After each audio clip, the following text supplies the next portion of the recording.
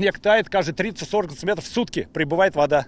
Впору лодку покупать, говорит Александр Егоров. Апрельское солнце все жарче, а воды во враге все больше. Причем то, что Дальний может превратиться в грязную Венецию, жители предсказывали еще в январе. Сюда свозили снег со всего города.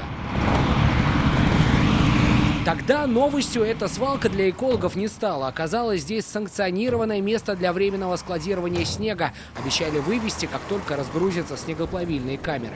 Данное место согласовано в целях ликвидации последствий снегопадов обильных. Снег будет складироваться временно, и по окончанию зимнего периода данный снег будет вывезен на снегоплавильные станции. В марте мы сюда вернулись, чтобы проверить. Снег так и не вывезли. Не вывезли его и сейчас. И это уже не просто грязные осадки, а горы мусора. Сплошная грязь и мусор.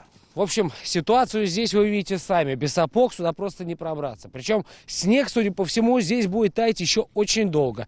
В качестве доказательства приведу простой пример. Вам кажется, что это огромная гора земли? Ничего подобного.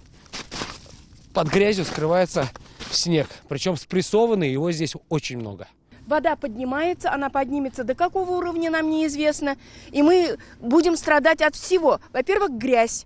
Это весь городской снег, вся эта свалка, которая была во дворах, весь этот мусор, он сейчас у нас. Под шумок здесь стали привозить и бытовой мусор. Полиэтилен в основном, дрова какие-то и вся ерунда. Была небольшая посадочка, ее даже смели. Сегодня мы снова пригласили экологов в Дальний. На этот раз природоохранники удивились. Говорят, свалка снега здесь законная, а вот мусорка нет. Взяли пробы снега. У нас претензии уже сейчас вот появляется, то, что свалка, то, что мусор тоже был завезен. Мы сейчас дадим предписание на устранение. Теперь большой субботник здесь будет производить подрядная организация, отвечающая за этот участок, говорят экологи. А мы, в свою очередь, отправили запрос в исполком, чтобы узнать, почему снежная свалка теперь мусорная. Сергей Хайдаров, Алмаз Единов, ТНВ, Казань.